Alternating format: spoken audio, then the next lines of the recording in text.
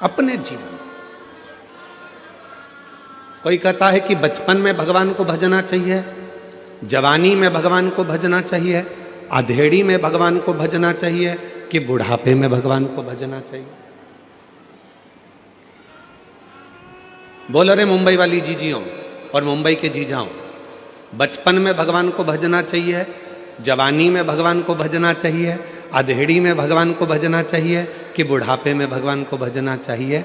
शिव महापुराण की कथा कहती है कि तुम्हारी जिंदगी में जब तुम्हें लगने लगे कि शिव मेरा पिता है, उसी समय से भगवान को भजना प्रारंभ कर देना चाहिए।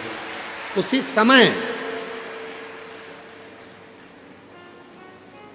इंतजार मत करना कि बचपन में कोई भगवान की भक्ति करी जाती है। जवानी में क्या भगवान का भजन किया जाता है?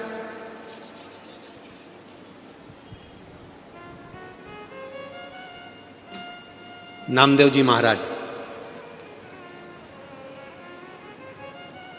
बाल्यावस्था से हरि विठ्ठल पांडुरंगा का भजन करते थे।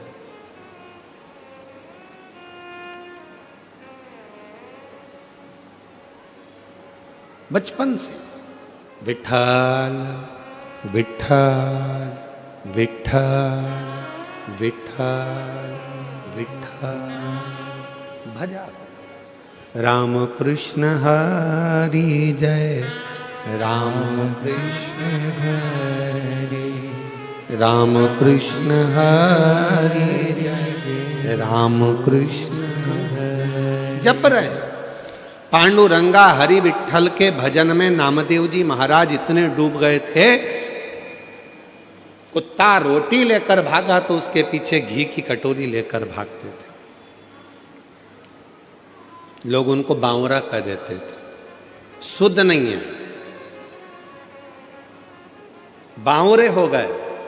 जैसे मीरा भई रे बावरी, मीरा को भी लोग बावरी कह देते थे, पागल कह देते थे, वैसे नामदेव जी को भी बावरा पागल कह देते। कुत्ते के पीछे घी की कटोरी लेकर भाग रहे हैं कि कोरी रोटी ना खा ले, घी लगा कर दूंगा। उन्हीं नामदेव जी महाराज कि झोपड़ी में आग लग जाती है, नामदेव जी को सूचना मिल जाती है कि झोपड़ी में आग लगी, तो नामदेव जी दौड़ कर आते हैं। आग धधक कर जल रही थी, नामदेव जी ने दंडवत प्रणाम करा अग्निदेव को और हाथ जोड़कर कहा, वारे हरि विठ्ठल, इतने दिन से बुला रहा था, आज इतने दिन के बाद आया। गांव के लोगों ने नामदेव जी को हिलाकर कहा, बावरे जैसी बात मत करो, तुम्हारे घर में आग लग गई है। नामदेव जी कह रहे हैं, तुम्हें आग दिखती है, मुझे विठ्ठल दिखता है, बस निगाहों का फेर है, हर जहां में वही परमात्मा दिखता है। बस निगाहों का फेर है, हर जगह में वही परमात्मा दिखता है। तुझ में मुझ में हर एक में विठ्ठल नजर आता है, ये अग्नि नहीं मुझे मेरा पांडुरंगा नजर आता है। और नामदेव जी ने तुरंत जिस कमरे में आग लगी थी दूसरा कमरा खोल दिया, दूसरे कमरे को खोला, तीसरा कमरा खोल दिया और भगवान से बोला, आओ अंदर प्रवेश करो, इसमें भी चले जाओ, इसमें भी जाओ। और आग लगते लगते दूसरे कमरे में आग लग गई, तीसरे कमरे में आग लग गई। नामदेव जी बाहर गए, जितना सामान अंदर रखा था वो भी उठा उठा के डालने लगे। गांव के लोग सामान को बाहर निकाल रहे थे, नामदेव जी उनसे ले लेकर अंदर डाल रहे थे। गांव के लोगों ने कहा, नामदेव आग लगी है। नामदेव जी बोले, आग नहीं, विठ्ठल आया है, विठ्ठल। चौक पुराओ माटी आज मेरे पिया, आज मेरा विठ्ठल आया है, पांडुरंगा आया है। वो गीत जो आप लोग हमेशा गुनगुनाते रहते हो। आप तो मुंबई जगत के लोग हो और फिल्मों से आपका नाता है, तो आपको स्मरण में आना चाहिए, बहारो फूल बरसाओ मेरा महबूब आया। आज मेरा हरि विठ्ठल आया, अग्नि के रूप में आया, अग्नि के स्वरूप में आया। गांव के लोगों ने गादी निकाल ली थी, कम्बल निकाल लिया था, रजाई निकाल ली थी, नामदेव जी ने सब ले जाकर डाल दी। और डालने के बाद गांव के लोगों ने अब देखा पूरा घर धधक कर जल रहा था। अब क्या उड़ेगा नामदेव, ठंड पड़ रही है इतनी तेज, क्या करेगा नामदेव। इतने में गांव के लोगों ने कह दिया अपन ने तो निकाला था कम्बल, अपन ने निकाली थी दरी, अपन ने निकाली थी गादी, इसने सब डाल दी। इसलिए अब इसको रात को कोई भी ना तो दरी देगा, ना कम्बल देगा, ना गादी देगा। इसको ठंड में कुकड़ने दो, ठंड में कांपने दो। नामदेव जी महाराज एक पेड़ की छांव में सो गए। ठंड लग रही थी बहुत तेज, कुकड़ कर सो रहे थे। मेरे हरि विट्ठल ने विचार करा, इसने मुझे अग्नि के रूप में भी देख लिया और कहा कि मेरा हरि विट्ठल आया, तो मुझे तो अदा करना पड़ेगा अपना फर्ज। मेरे हरि विट्ठल ने, गांव के लोग तो चले गए और मेरे हरि विट्ठल ने नामदेव जी का जो मकान जला था उसी मकान को इतना जोरदार बना दिया और उसमें नामदेव जी को ले जाकर रात की रात में सुला भी दिया। सवेरे गांव के लोगों के नेत्र खुले, गांव के लोगों ने विचार करा, चल कर देखो नामदेव जी की हालत क्या है। जो नामदेव जी को देखने गए तो आम के पेड़ के नीचे नामदेव नहीं थे, मकान के अंदर डनलप का सुंदर गद्दा था, मखवल की रजाई थी, मखवल का तकिया था, खूब आराम से नामदेव जी सो रहे थे। नामदेव जी को जगाकर गांव के लोगों में से एक बहुत धनिक व्यक्ति था, पैसे वाला व्यक्ति था, उसने नामदेव जी को जगाकर पूछा, नामदेव ये बता ये मकान किसने बना दिया रात की रात में? नामदेव जी बोले, मेरे रिश्तेदार आए थे। अच्छा, ये गादी भी उनने? हाँ। तकिया भी उनने? हाँ। रजाई भी उनने? हाँ। तो उसने कहा, नामदेव इतना जोरदार मकान तो हमने कहीं नहीं देखा, तेरे रिश्तेदार से कह के एक मकान मेरा भी बना दे। नामदेव जी ने कहा, लगा आग, लगा आग। कोई आग लगा के बस्ती बसा लेता है, कोई आग लगा के बस्ती बसा लेता है, कोई वीराने में भी दीप जला लेता है। वो श्री हरि विट्ठल के परम भक्त हैं नामदेव, जो हर जगह पर भक्ति के बल पर उस हरि विट्ठल का दर्शन कर लेते हैं। ये उनके ऊपर हरि विट्ठल की कृपा है, दया है।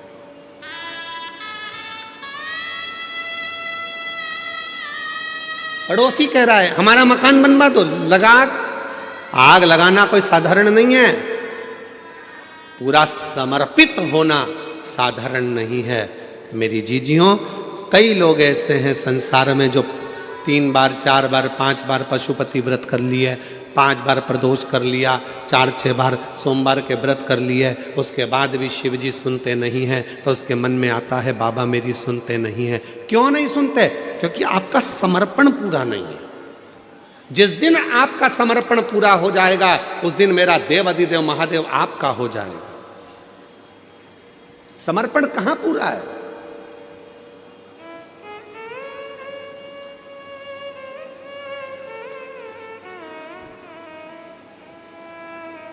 एक पत्र है,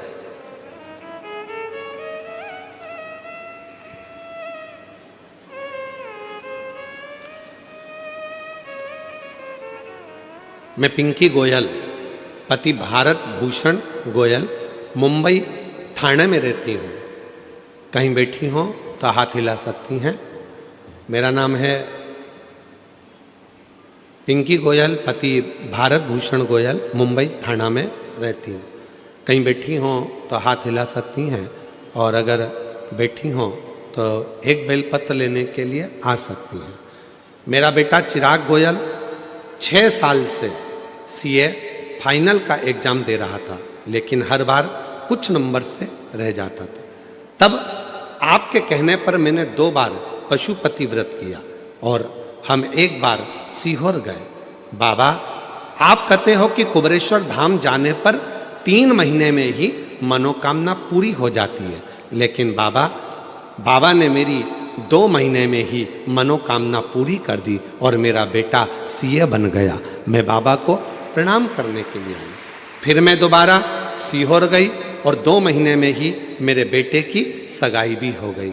गुरुजी, मेरा बड़ा बेटा अंशुल गोयल भी आपका भक्त है और आपकी कृपा से बेटे ने कनाडा में पीएचडी पूरी की है और अच्छी जॉब भी मिल गई है, शादी भी हो गई है। मेरे बाबा का जितना गुणगान करूं उतना ही कम है।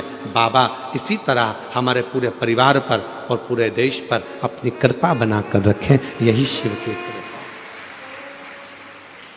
विश्वास था, पक्का था। मन में यह विश्वास था कि पशुपति व्रत करूंगी, मेरा काम होगा। मन में यह विश्वास था कि सीहोर जाऊंगी, कुबरेश्वर धाम पर जाकर कंकर शंकर पूजन करूंगी, रुद्राक्ष लाऊंगी, मेरा बाबा मुझे संभाल लेगा। जब विश्वास है तो परमात्मा है, अगर विश्वास ही नहीं तो परमात्मा कहां से होगा? भरोसा ही तो परमात्मा है। आप इतनी संख्या में आए हो, इतनी संख्या में आप लोग आए हो।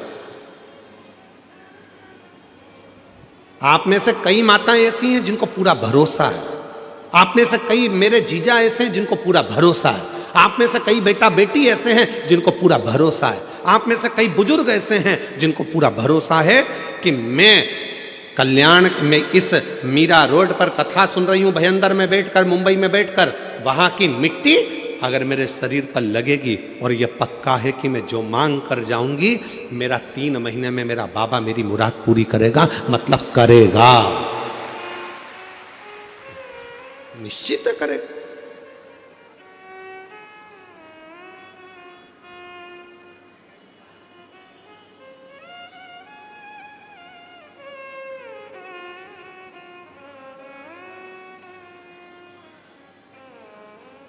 कल एक बहन जी ने एक पत्र लिखा था और उस पत्र को हमें ढूंढना पड़ेगा। उस पत्र में उन्होंने लिखा था कि आपकी कथा सुनते सुनते मुझे शंकर जी से मोहब्बत हो गई। नीचे पत्र में लिखा था, क्या आपको शिव जी से मोहब्बत हुई है? प्यार हो जाता है तो बताया नहीं जाता, नहीं तो बाप के जूते पड़ना चालू हो जाते हैं। क्या आपको शिव जी से मोहब्बत हुई है? वो मां ने पत्र में लिखा, आपकी कथा सुनते सुनते मुझे शिव जी से मोहब्बत हो गई। क्या आपको शिव जी से मोहब्बत हुई है? हम कहेंगे हमारा तो पूरा जिगरा शिव में बसता है, मोहब्बत तो बहुत छोटी सी चीज है। पूरा जिगरा, मोहब्बत तो बहुत छोटी सी चीज।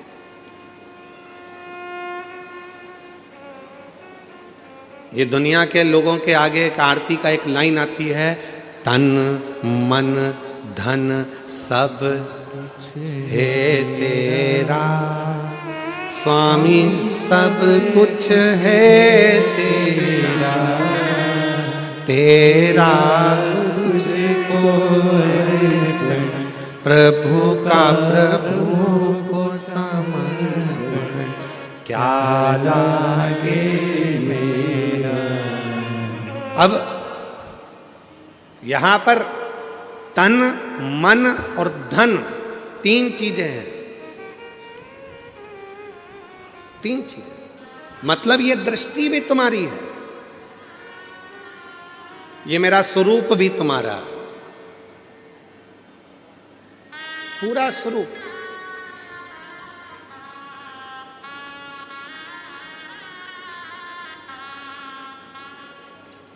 कहा गुरुजी तन मन धन लिखा है तो इसमें धन मतलब अपने घर का जितनी प्रॉपर्टी है, जितना धन है सब भगवान का नहीं, तुमने कमाया है, तुम्हारा है, मना कौन कर रहा?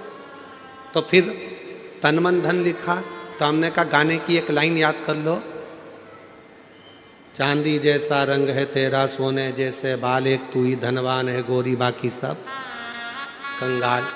मतलब तेरे पास में इतना वैभव, परमात्मा ने तुझे करोड़पति बनाकर भेजा है, लाखों के नेत्र देकर भेजा है, लाखों की किडनी देकर भेजा है। दुनिया का जो व्यक्ति कहता है कि मैं गरीब हूं, समझ लेना पक्का झूठ बोलता है। परमात्मा ने किसी को भिखारी बनाकर पैदा नहीं करा, परमात्मा ने करोड़पति बनाकर पैदा करा। परमात्मा कभी किसी को गरीब बनाकर पैदा नहीं करता, परमात्मा हमेशा सेठ बनाकर पैदा करा है। बस इतना याद रखना, अपने हुनर को निखारिए, अपने भीतर जो परमात्मा ने दिया है उसको निखारने का प्रयास करिए, अपने भीतर जो परमात्मा ने दिया है उसको सामने लाने का प्रयास करिए। जिस दिन आप अपने हुनर को निखारना प्रारंभ करोगे, एक दिन आप अपने आप समझ जाओगे कि परमात्मा ने आपको कितना करोड़पति बनाकर भेजा है, कितना धनपति बनाकर भेजा। हम अपने आप को निखार ही नहीं रहे।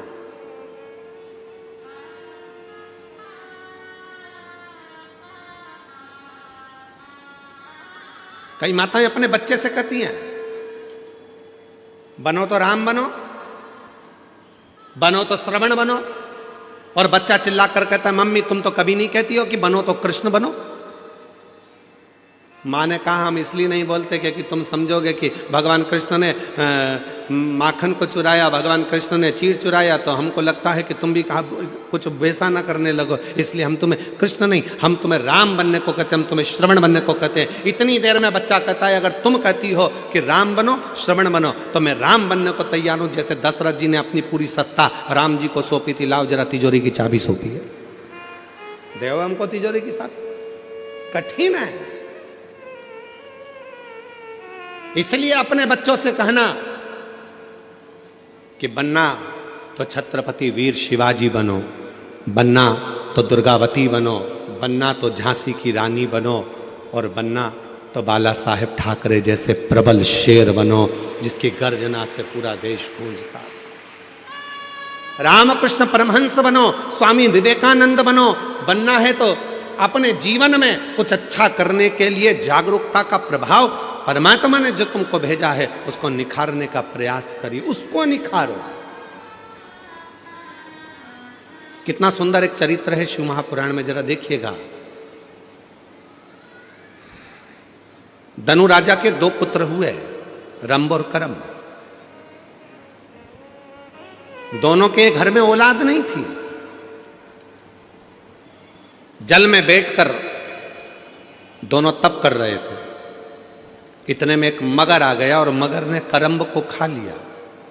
रंभ को लगा मेरा भाई मर गया, अब मैं जल में बैठकर तपस्या नहीं करूंगा, अब मैं जल में बैठकर तप नहीं करूंगा। तो रंभ गया, अब चारों तरफ आग लगाकर, अग्नि लगाकर बीच में बैठकर तपस्या करने लगा। ब्रह्मा जी को प्रसन्न करने लगा। ब्रह्मा जी प्रसन्न हो गए। मांगो रंभ तुम्हें क्या चाहिए? रंभ ने कहा मेरे घर में औलाद नहीं है, संतान नहीं है, आप कृपा करो और मेरे घर में संतान हो। तो कह दिया ए रंभ, तू तपस्या कर कर जैसे उठेगा, जिसको भी प्रेम से देख लेगा, जिसको भी तू प्रेम से देखेगा उसी से तेरी औलाद हो जाएगी।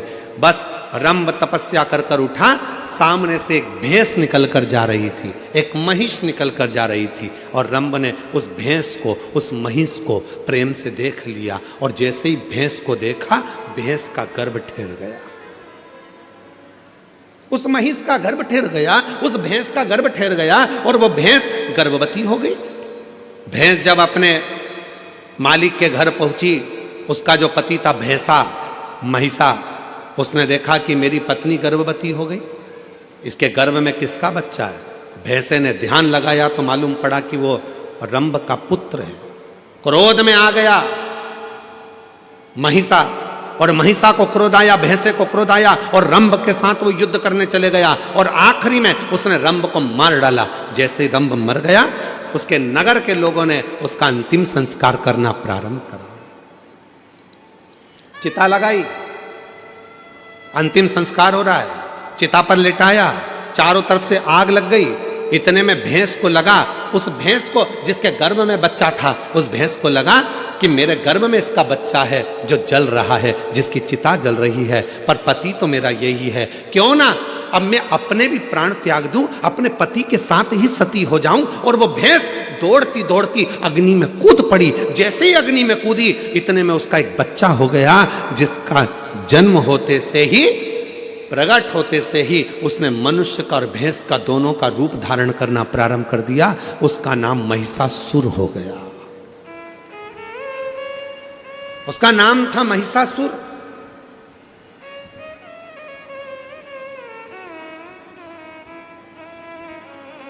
भैंस का रूप धारण कर कर, भैंसे का बड़ा रूप धारण कर कर सामने आ गया।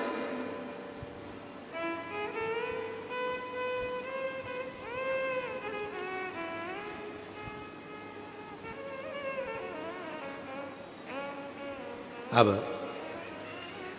महिषासुर ब्रह्मा जी का तप करा, वर मांगा, मुझे वर दीजिए ब्रह्मा जी। ब्रह्मा जी ने पूछा कौन सा वर चाहिए? तो ब्रह्मा जी से कहा मुझे वर दीजिए कि मुझे कोई पुरुष ना मार सके। और महिषासुर ने मन में सोचा कि किसी स्त्री में ऐसा बल नहीं है जो मुझे मार दे। अगर मरूं तो स्त्री के हाथ से मरूं। अच्छा,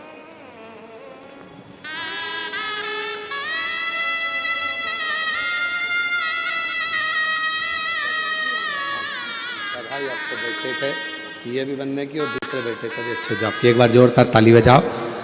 दोनों बच्चों का अच्छा जॉब भी लगा और दोनों बच्चों का विवाह भी हुआ। बहुत बहुत बधाई आपको। महिषासुर को वर मिल गया, मरूं तो एक स्त्री के हाथ से मरूं। तथास्तु। खूब उपद्रव मचाया उस महिषासुर ने, बहुत बहुत उपद्रव मचाया। इतना उपद्रव महिषासुर ने मचाया, चारों तरफ हाहाकार मच गई। हर जगह पर लोग घबराने लगे, डरने लगे, भय खाने लगे। इतना भय उत्पन्न होने लगा महिषासुर के कारण कि देवताओं के पास में दौड़ दौड़ कर जाते, प्रार्थना करते, इस महिषासुर को मार दो। ब्रह्मा जी ने कहा ये महिषासुर ऐसे मरने वाला नहीं है, ये मरेगा तो किसी स्त्री के हाथ से मरेगा। इसको देवता नहीं मार सकते, इसको मारेगी तो केवल एक नारी मारेगी। अब देखिए, जो कथा चल रही थी वो यहां पर आकर जुड़ी है। आपके अंदर एक भगवान ने ऐसा गुण देकर भेजा है, उस गुण को आपको निखारना, उस गुण को निखारना। कैसे मरेगा? देवताओं से जाकर कहा आप सबकी धर्म पत्नियों को जाकर कहिए कि कोई एक इस महिषासुर को मार दो। इंद्रदेव की पत्नी से कहा क्या तुम मार सकती हो? ब्रह्मा जी ने कहा नारी में बल तब आता है जब वो अपने पति का सम्मान करे, आदर करे, सत्कार करे और नमन करे, ऊंची आवाज में बात ना करे, तो नारी के अंदर एक बल बड़ा प्रबल रहता, बड़ा।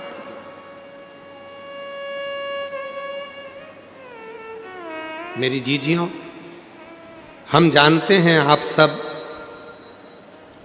बहुत अच्छे शहर में रहते हो, बहुत विद्वत शहर है मुंबई, बहुत विद्वत शहर है। हम सब जानते हैं कि आप लोग बहुत विद्वान भी हैं, पर एक निवेदन आप सब से करेंगे, आप बनो विद्वान, मना नहीं है। आप बहुत अच्छे शहर में रह रहे हो, आपकी विद्वत्ता है, फिर भी निवेदन है,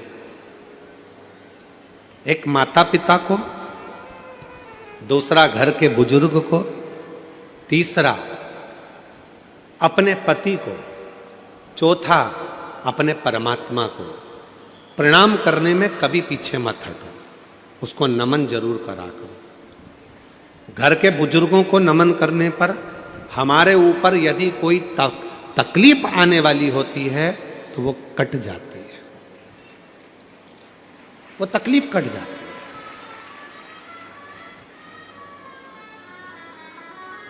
अपने माता पिता को प्रणाम करने में बिल्कुल संकोच मत करो, कोई संकोच नहीं होना चाहिए अपने माँ बाप को प्रणाम करने में।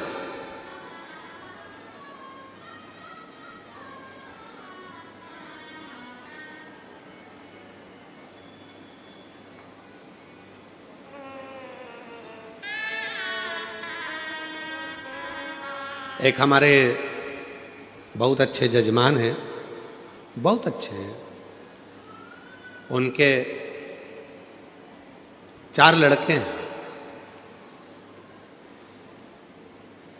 2 विदेश में रहते हैं, 2 इंडिया में रहते हैं, भारत में, और बड़े बड़े शहर में रहते हैं। और हमारे जजमान ब्यावरा के पास में रहते हैं। तो हमने उनसे कहा कि अब तुम बुजुर्ग हो गए हो दोनों, तो बेटों के पास क्यों नहीं चले जाते? तो कहा गुरुजी हम गए थे, हम विदेश के दोनों बेटों के पास गए। हमारा एक बेटा बेंगलोर में रहता है, हम वहाँ भी गए। फिर एक हमारा बेटा हैदराबाद में रहता है, हम वहाँ भी गए। अच्छा, तो फिर अब इस अवस्था में, इतनी बुढ़ापे अवस्था में तो तुमको बेटों के पास रहना चाहिए, तो फिर यहाँ क्यों वापिस ब्यावरा आ गए, फिर वापिस यहाँ रह रहे हो, क्यों? गुरुजी हम वहां रह तो रहे थे, पर ऐसा लग रहा था कि वहां से हमारा अपनापन खत्म हो चुका था। गुरु जी, माँ बाप के पास जैसे बेटा रहता है उसको लगता है कि ये मेरे माँ बाप हैं और इनके पास जो कुछ भी है उस पर मेरा हक है। जैसा बेटा रहता है अपने माँ बाप के पास में और उसको लगता है कि ये मेरे माँ बाप है और उनके पास जो है उस पर मेरा हक है। पर आज हम आपसे कहते हैं गुरुजी, जब माँ बाप अपने बेटे के पास रहते हैं तो ऐसा लगता है कि हम किसी पड़ोसी के घर में कुछ दिन रहने के लिए आए हैं, किसी पड़ोसी के घर में आए।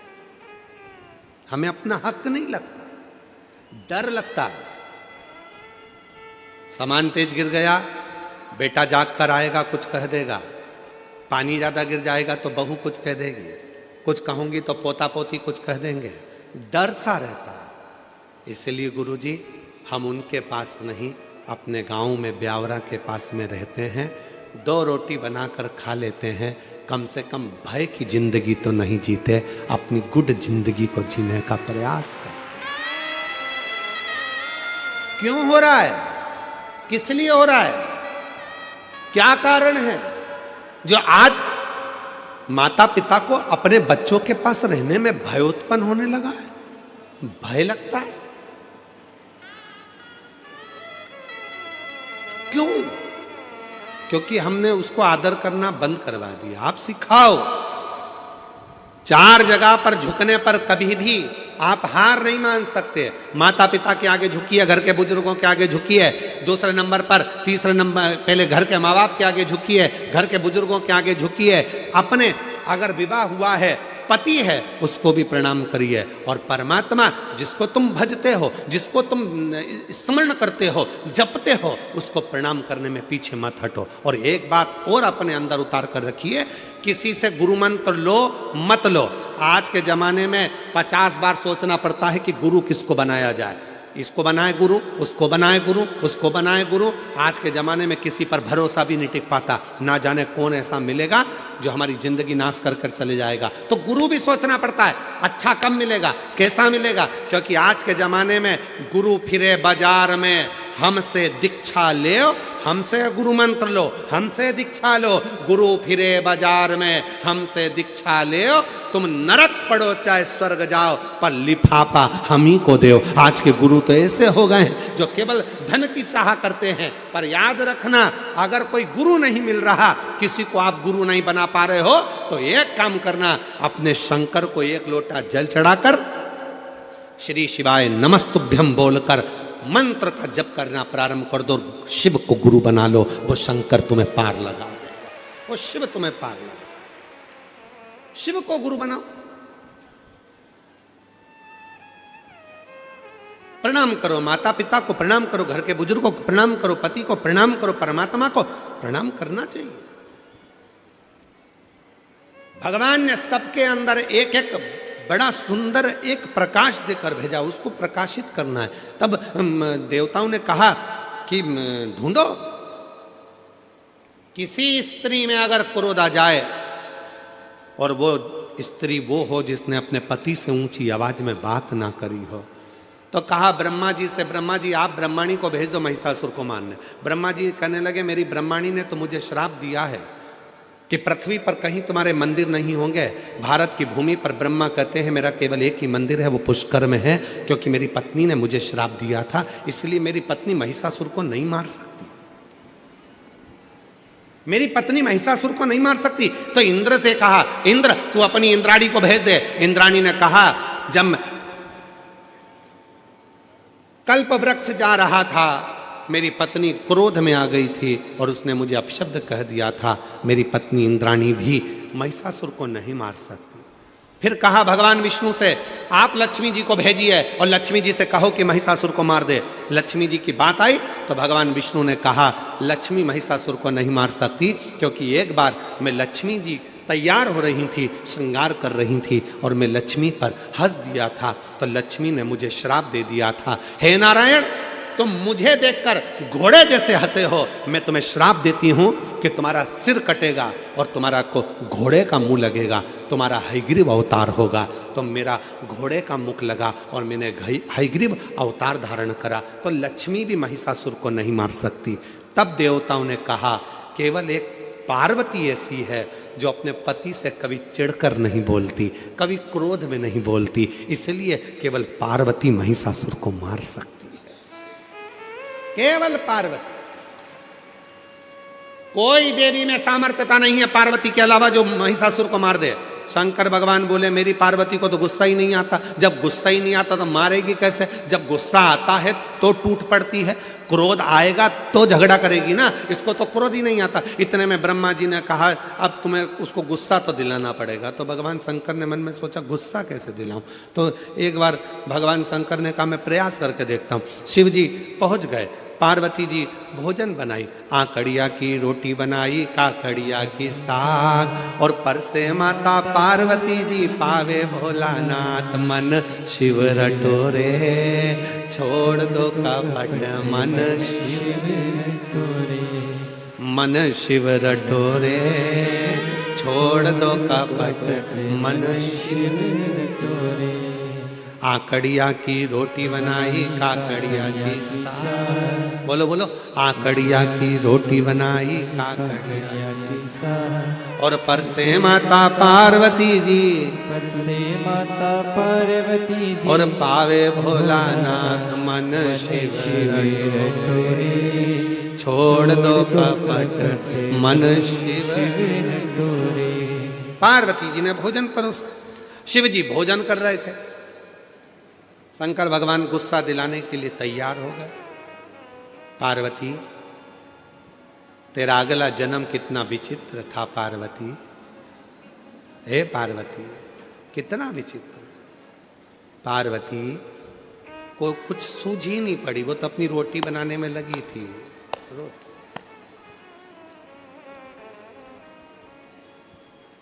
फिर भगवान शिव जी ने कहा पार्वती तेरे पिताजी हिमालय राज के पास में इतना धन था, कन्यादान में एक फूटी कोड़ी नहीं दी तेरे पिताजी ने, तेरे पिता ने एक फूटी कोड़ी नहीं दी।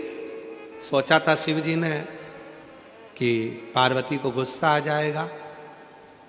पार्वती तेरे पिताजी के पास में कितना धन था, गाड़ियां, अलमारियां, वैभव सब था, फिर भी तेरे पिताजी ने कुछ नहीं दिया। पार्वती जी सिर पे पल्लू लेके मुस्कुरा के बोली मेरा पिता तो दे दे था, तुम्हारे घर में रखने की जगह है?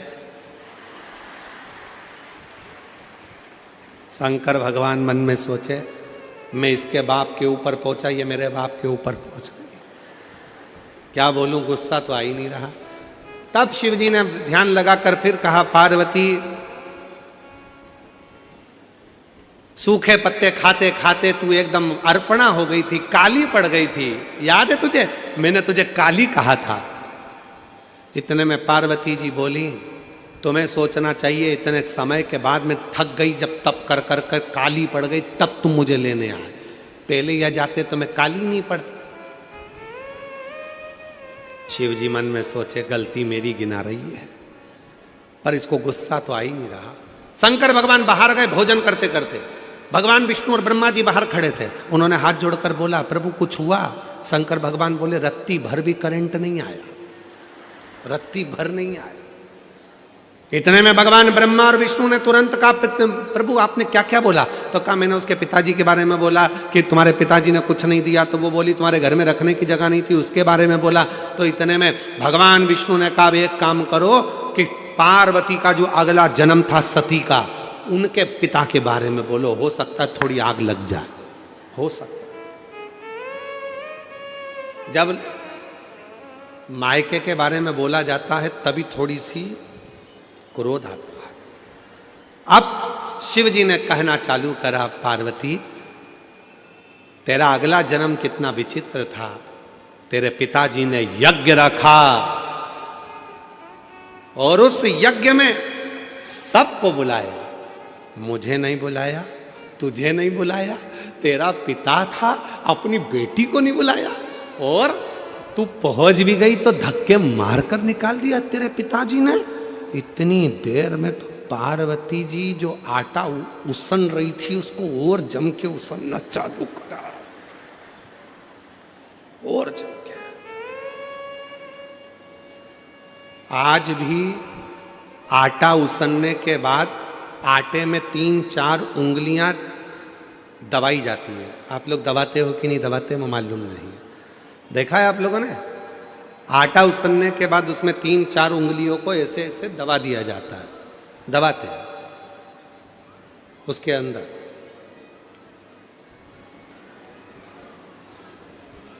क्यों दबाते हैं? कि मेरे पिता के घर में भले कुछ भी हुआ हो, पर अब मैं आपके घर में रहती हूं, मैं आपके अनुकूल चलती हूं, मेरे पिता को ना बखानिए, मेरे बाप को अपशब्द ना कहिए, अब तो मैं आपके घर की हो गई हूं। ये आटे पर उंगली बनाने का मतलब है कि अब मैंने सील ठप्पे सब तुम्हारे घर के लगवा लिए हैं, अब सारी प्रॉपर्टी तुम्हारी, जमीन जायदाद मकान सब मेरा और तुम्हारा, तो अब पिता का क्यों बखानना, पिता का क्यों कहना? पर शिव जी तो माने नहीं, गुस्सा दिलाना था। आखिरी में शंकर भगवान ने कह दिया, अरे पार्वती आखिरी में तो तुझे जल के भस्म होना ही पड़ा। इतनी देर में पार्वती बर्तन को लेकर मांजने बाहर गई, बर्तन धोने जैसे ही बाहर पहुंची, सामने से महिषासुर आ रहा था, और जब गुस्से में लाल और फिर कोई कुछ कह दे, अब शिव जी कुछ नहीं बोले, चुपचाप से बाहर निकले। भगवान विष्णु और ब्रह्मा जी ने पूछा कुछ हुआ? इतने में भगवान शंकर बोले, मालूम पड़ेगा, कुछ देर खड़े रहो। इतने में सामने से आ रहा था महिषासुर, भैंसे पर बैठा था, आवाज लगाकर कहा, बड़ी सुंदर हो नारी, तुम मेरी बन जाओ। अब तो मां ने खोले केस और भयंकर बर्तन को तो पटका नीचे, और जो देखा महिषासुर को, महिषासुर देखकर बोला, तुम तो क्रोध में और सुंदर लग रही हो। इतने में तुरंत शंकर भगवान ने भगवान विष्णु का हाथ पकड़कर बोला, अब कुछ मत बोलो, घी में, अग्नि में घी डलना चालू हो गया है, और अब अपने को सामने नहीं आना, ये अकेला निपट जाएगा, अब सामने मत। क्रोध आया मां को, बाल खुले थे मां जगत जननी के, तो माता जगत जननी जगदम्बा ने उसको बांधा, पर क्रोध की अग्नि इतनी तीव्र थी कि केश फिर खुल गए। इसलिए हमने देखा है जब माताएं लड़ने के लिए जाती है पड़ोसी पड़ोसन के यहाँ, तो फुल एनर्जी से बोलती, बोल तो जरा, पूरी एनर्जी एकदम।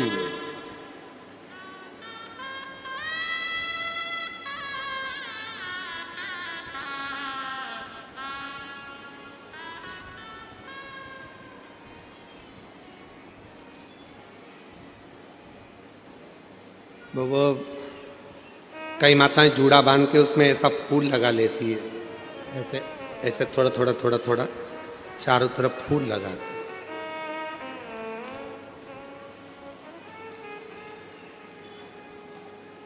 चारों तरफ फूल लगाते।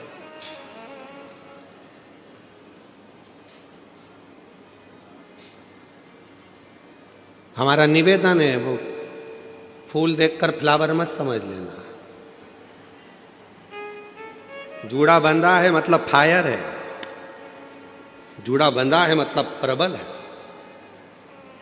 पार्वती मैया ने अपना जूड़ा बांधा, जो जाने लगी केश फिर खुल गए। इतने में महिषासुर बोला, मैं तुझे अपनी बनाऊंगा।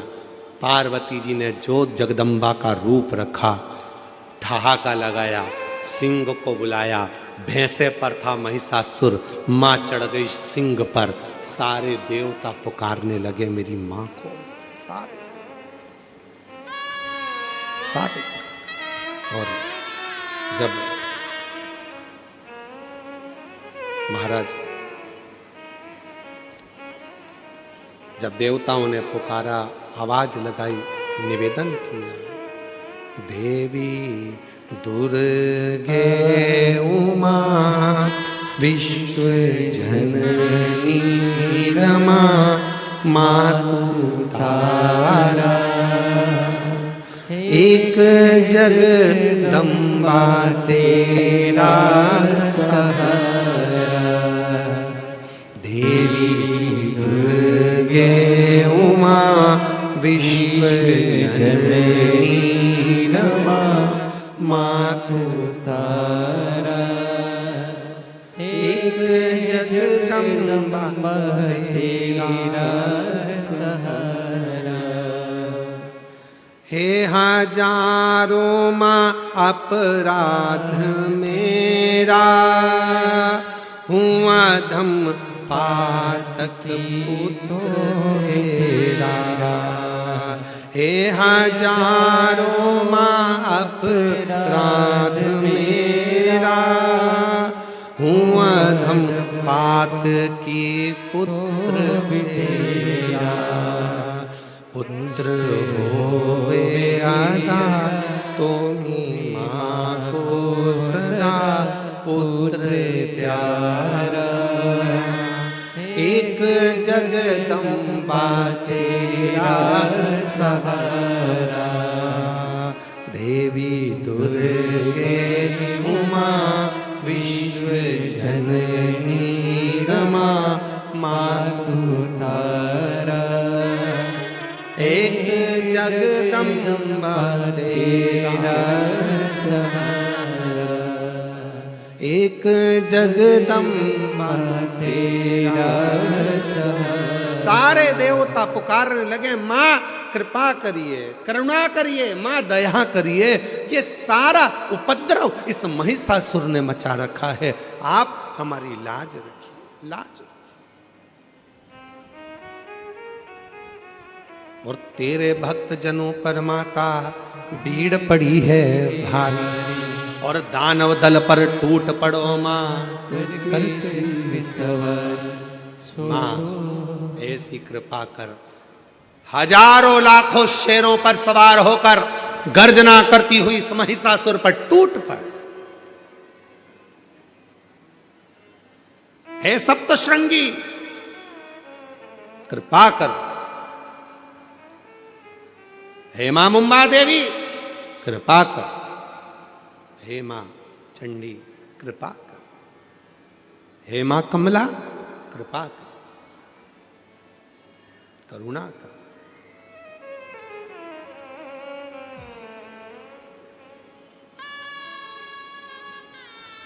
मां देवता निहार रहे, मां को क्रोध आएगा, करुणा करेगी, दया करेगी, टूट पड़े।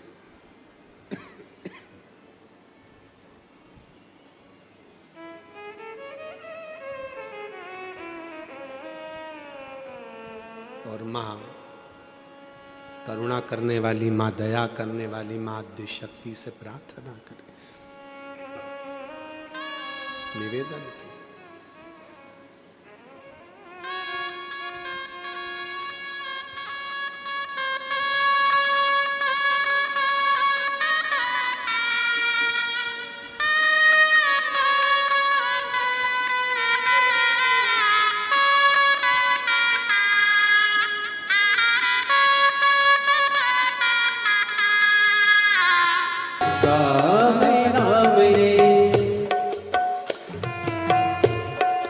दोनों हाथों से बड़े प्रेम के साथ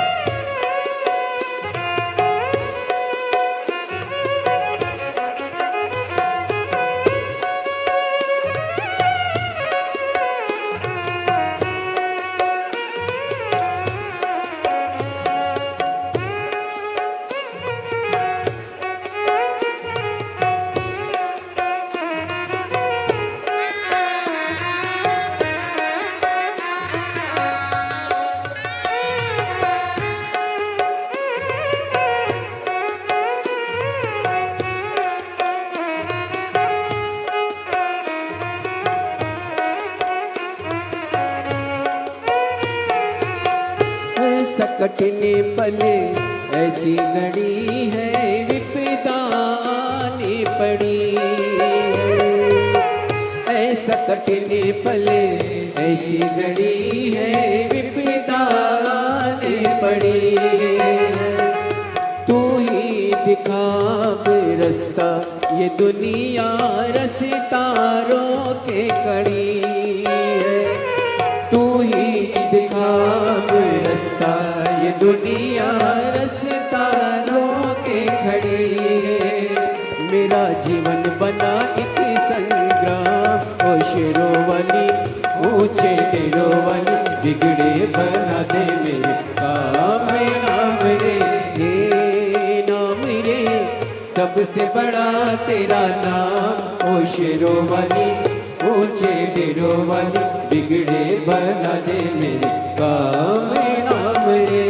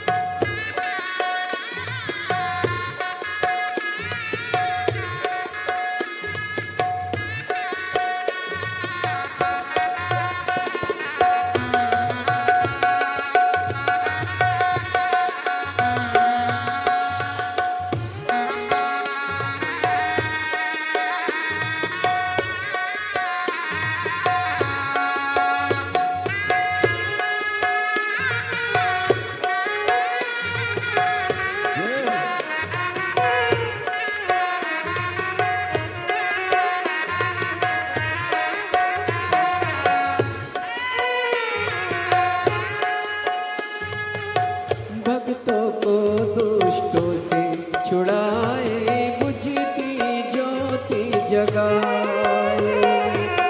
भक्तों को दुष्टों से छुड़ाए बुझती ज्योति जगाए। तू ही बता अब रास्ता ये दुनिया रास्ता रोके खड़ी है। तू ही बता अब रास्ता ये दुनिया रास्ता रोके खड़ी है। तीनों लोग करे तो हे प्रणाम ओ शेरों वाली ऊंचे डेरों वाली बिगड़े बना दे मेरे काम नाम रे हे नाम रे सबसे बड़ा तेरा नाम ओ शेरों वाली ऊंचे डेरों वाली बिगड़े बना दे मेरे काम नाम रे हे नाम रे सबसे बड़ा तेरा नाम ओ शेरों वाली ऊंचे डेरों वाली बिगड़े बना दे मेरे काम नाम रे।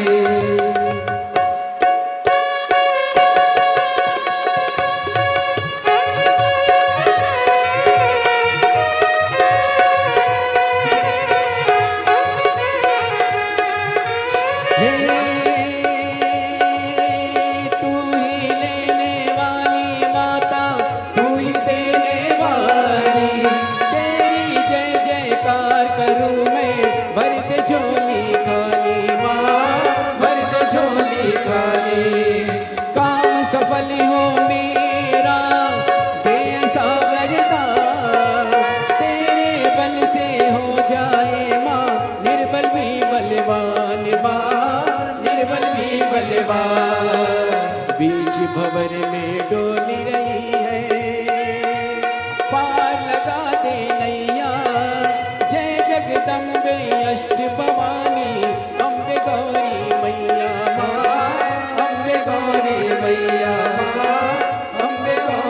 मैया। हे नाम रे सबसे बड़ा तेरा नाम, ओ शिरोमणि ऊंचे निरोवन बिगड़े बावन मेरे काम। नाम रे हे नाम रे सबसे बड़ा तेरा नाम, ओ शिरोमणि ऊंचे निरोवन बिगड़े बना दे मेरे काम।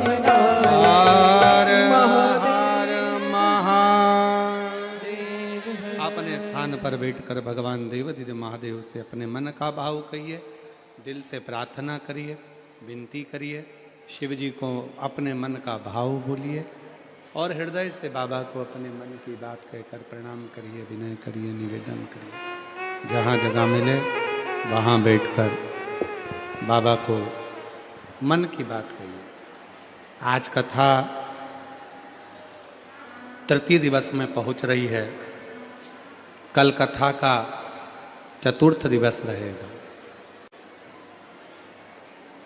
चौथे दिन की कथा मतलब 5 दिन की कथा में चौथे दिन की कथा को क्या कहते हैं? शिवरात्रि। और परसों के दिन कल का कथा का समय तो यही रहेगा 2 बजे से 5 बजे तक। परसों 28 तारीख को कथा विराम होगी, उसका कथा का समय सुबह 8 बजे से 11 बजे तक रहेगा और कथा 11 बजे विराम होगी। ये कथा 2025 की विराम की कथा रहेगी और 2026 में फिर वही 4 से 10 जनवरी बड़े आनंद के साथ diamond industrial park 4 national highway number 8 Palsana जिला सूरत में 4 से 10 जनवरी तक दोपहर में 2 बजे से 5 बजे तक शिव महापुराण की कथा रहेगी। भाव से आप और हम उस कथा का लाभ लेंगे। फिर जनवरी में ही 16 से 22 जनवरी बड़ौदा गुजरात में शिव महापुराण की कथा रहेगी 22 तारीख तक। उसके बाद में उत्तर प्रदेश वालों के लिए बधाई है बहुत बहुत। उत्तर प्रदेश में प्रयागराज में माघ मेले में 27 से 31 जनवरी तक 5 दिवसीय शिव महापुराण की कथा 1 बजे से 4 बजे तक सतुआ बाबा सेवाश्री खाक चौक महावीर मार्ग पाटुन पुल नंबर 1 माघ मेले में 5 दिवसीय शिव महापुराण की कथा। उत्तर प्रदेश वासियों को बहुत बहुत बधाई हो जो माघ मेले में आप 5 दिन शिव पुराण की कथा को श्रवण करेंगे। 27 जनवरी से 31 जनवरी तक दोपहर में 1 बजे से 4 बजे तक बड़े भावों के साथ जो भी शिव भक्त सतुआ बाबा शिविर में कथा श्रवण करने के लिए आ रहे हैं उनको बहुत बहुत साधुवाद है। और भाव से ये पवित्र कथा सतुआ बाबा शिविर में चलेगी, जिसका लाभ आप और हम सब लेंगे और अपने जीवन को धन्य बनाएंगे। भाव से बाबा को अपने मन का भाव कहिएगा, हृदय से प्रार्थना करिए। 2 दिन की कथा और रही है, कल और परसों। दिल से बाबा को अपने भाव व्यक्त करिएगा।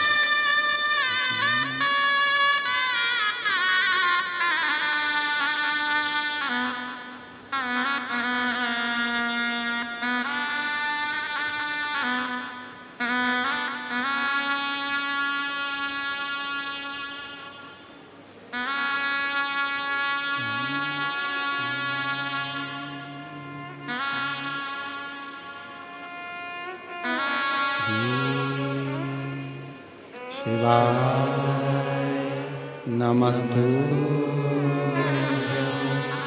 श्री शिवाय नमस्तु श्री शिवाय नमस्तु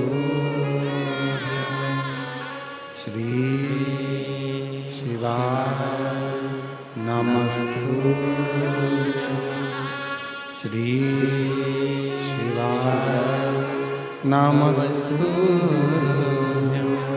भोला सब दुख काटो मारा, ओ भोला सब दुख काटो मारा।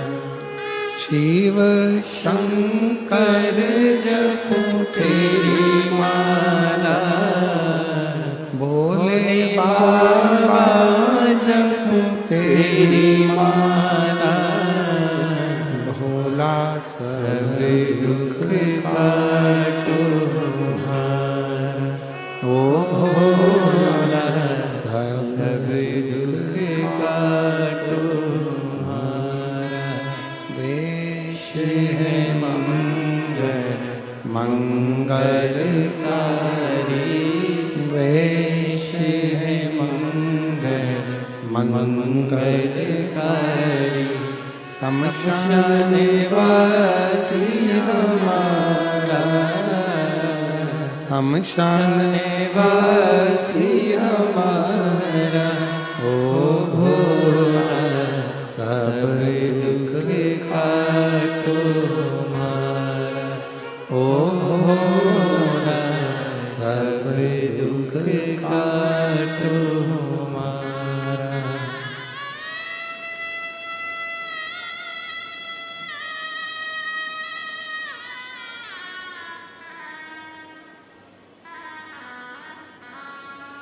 बाबा देवादिदेव महादेव भगवान शिव, ओगरदानी, त्रिकालदर्शी, कैलाशी, अविनाशी भगवान शिव की कथा कर रहे। महिषासुर मां जगत जननी जगदम्बा अंबा माता पर उनको देखकर अपशब्द पर अपशब्द कह रहा था।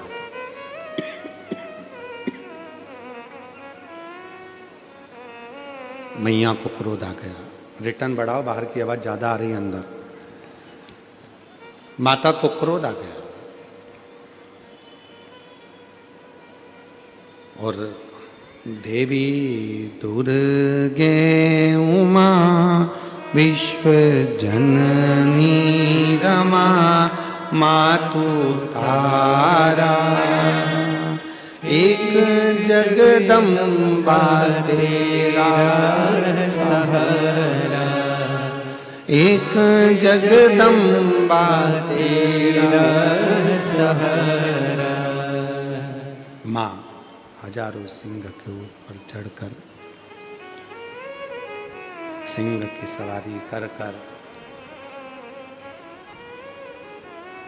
महिषासुर पर दौड़ पड़ी। महिषासुर माता को अपशब्द पर अपशब्द कह रहा था। इतने में मां चढ़ी सिंह पर और जो महिषासुर पर दौड़ पड़ी तो महिषासुर के छाती पर जो त्रिशूल का प्रहार करा, महिषासुर के प्राण उसी समय छूट गए। देखिए जरा कितनी कृपा है मां की। भगवान शंकर ने केवल माता को थोड़ा सा बल दिया है।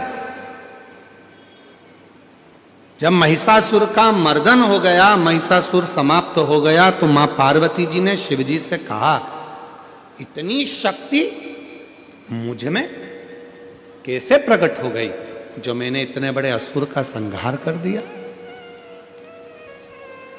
इतने बड़े असुर का संहार मैंने करा, इतनी शक्ति मुझ में प्रकट कैसे हुई।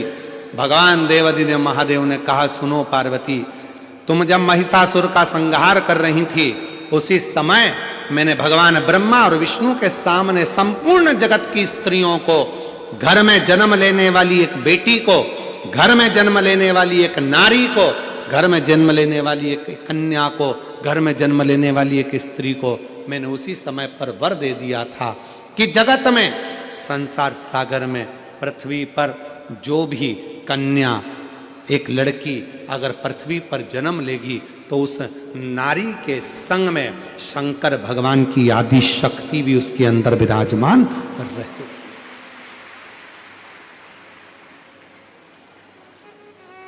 के साथ में आद्य शक्ति भगवान शंकर की प्रत्येक नारी के साथ में विराजमान, प्रत्येक नारी।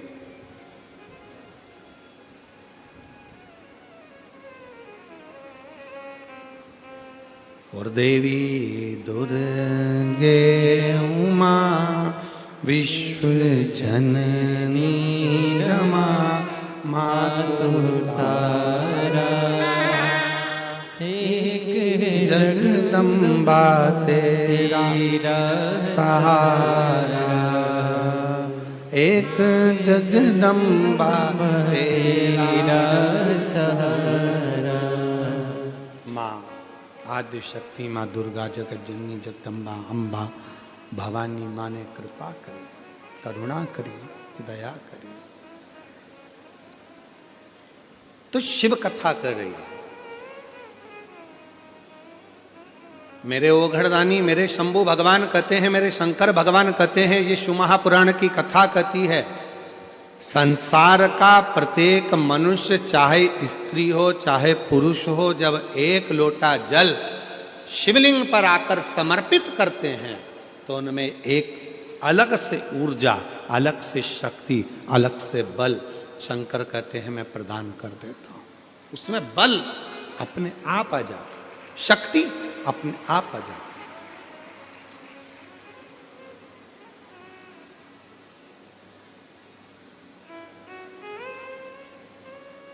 कितनी माताएं हैं जो सोमवार का व्रत करती हैं? जरा हाथ उठाना।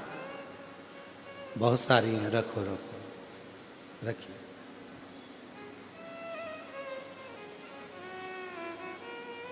आप में से कई माताएं ऐसी भी होंगी, कई जीजियां ऐसी होंगी जो कई सालों से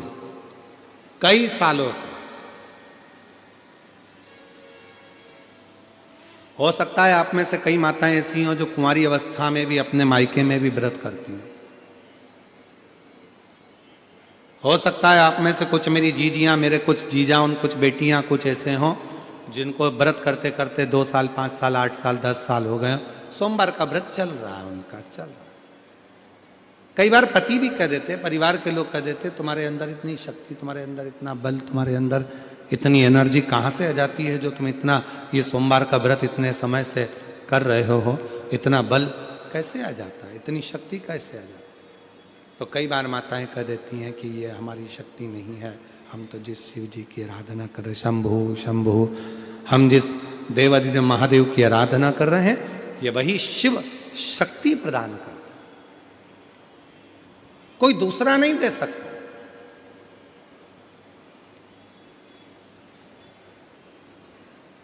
प्रश्न आया, जिस समय पर भगवान देवादिदेव महादेव की पवित्र कथा श्रवण करना थी, बिंदुक को प्रेत योनि से मुक्त करना था और चंचुला देवी शिव महापुराण की कथा तुमरुका जी से श्रवण करने के लिए बैठी थी। तुमरुका जी से शिव पुराण की कथा श्रवण करने बैठे। बाहर के स्पीकरों की आवाज बढ़ाओ, अंदर के स्पीकरों की आवाज बढ़ाइए, स्पीकरों की आवाज बढ़ाओ। कहे कहा, पूछा तुमरुका जी के पास में जब माता पार्वती जी ने भेजा, जब माँ जगतजननी जगदम्बा पार्वती जी ने जब कहा, और पार्वती जी ने जब कहा कि अगर तुम्हारे पति को प्रेत योनि से मुक्त करना है, शंभु शंभु शंभु शंभु शंभु, जब तुम्हारे पति को प्रेत योनि से मुक्त करना है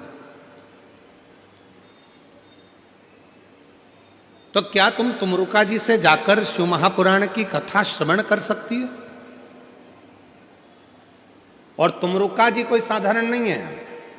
फिर निवेदन करूं मेरी जीजियों से, 20 साल शादी के हो गए, 25 साल शादी के हो गए, 30 साल शादी के हो गए, हमने इस व्यासपीठ पर देखा है कई माताओं को जिनकी शादी के 40-40 साल हो गए, उसके बाद भी भगवान देवादिदेव महादेव की कृपा से उनके घर भी औलाद मेरे शंकर भगवान ने प्रदान करी।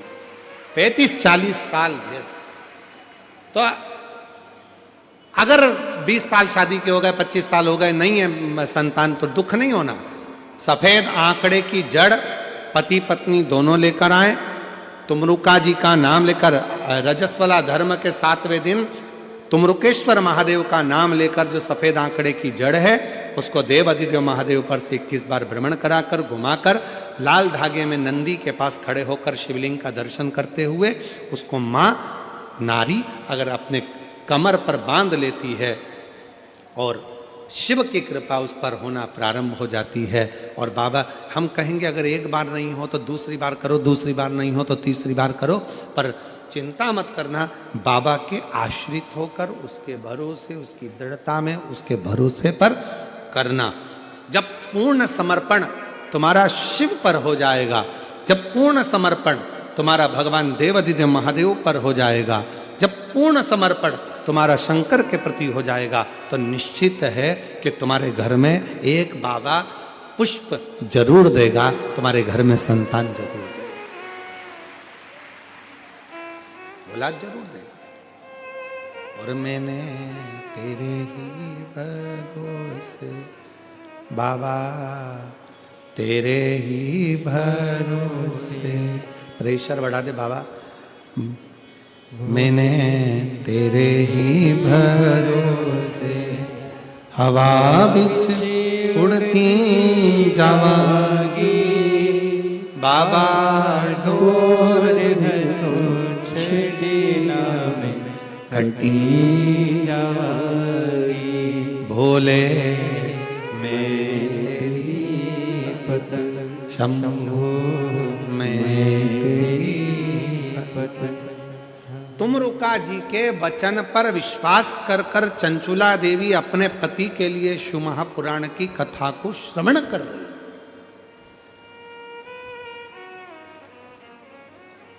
जब पूर्ण भरोसा होता है, पूर्ण विश्वास होता है, पूर्ण दृढ़ता होती है, भरोसा जब दृढ़ हो जाता है, विश्वास जब दृढ़ हो जाता है, तो शिव स्वयं आकर खड़ा हो जाता है।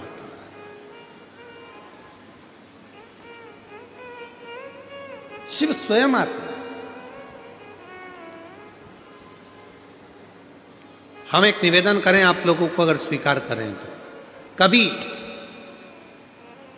कोई विषम समस्या यदि आपके सामने खड़ी होती है, विषम समस्या जिसका कोई निराकरण हो ही नहीं रहा, सब दूर हाथ जोड़ लिए, सबसे कह लिए, सबको प्रणाम कर लिया, सबसे बोल दिया, सबसे विनय कर ली, तो भी वो समस्या मिटी नहीं रही है, तो हमारा निवेदन है 5 बेलपत्र, 5 दुर्वा, दुर्वा जानते हो, दूब, दुर्वा, 5 दुर्वा, 5 बेलपत्र, 5 कनेर के पुष्प शिव जी को समर्पित कर कर उसी एक लोटे जल से 5 बार शंकर भगवान को जल चढ़ाना प्रारंभ करिए। लगभग 1 हफ्ते यदि आपने शिव को जल चढ़ाना प्रारंभ कर दिया इसी क्रम से, तो निश्चित है वो समस्या का हल 1 हफ्ते के अंदर बाबा को निकालना ही पड़ेगा और आपका लक्ष्य निश्चित करना ही पड़ेगा। आपका लक्ष्य निश्चित करना पड़ेगा। कितनी बेलपत्र है? 5। कितनी दुर्वा है? 5। कितने कनेर के पुष्प हैं? 5। और जो 1 लोटा जल आप लेकर गए हो उसी को थोड़ा थोड़ा कर कर 5 बार समर्पित करना। 5 बार नाम स्मरण रखना, तुमरुकेश्वर महादेव का। फिर से बोलिए नाम, जम के बोलो जरा, तुमरुकेश्वर महादेव। तुमरुकेश्वर महादेव का एक नाम ऐसा नाम है, हम कई माताओं से कहते हैं जिनके गर्भस्थ कई पत्र हैं ऐसे आए हुए हैं, बहुत सारे पत्र हैं जिसमें माताओं ने कहा हमारे शरीर में गांठ थी और वो बाबा की कृपा से गांठ गली। एक पत्र है, अच्छा है, देखिए तुमरुका जी का नाम कितना प्रबल है, आप पत्र में देखिए।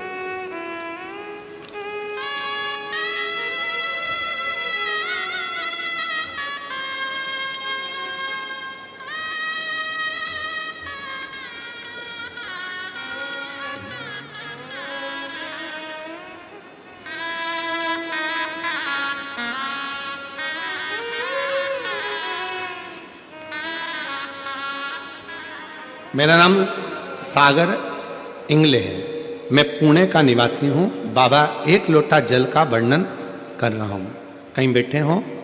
मेरा नाम सागर इंगले है, मैं पुणे से हूँ।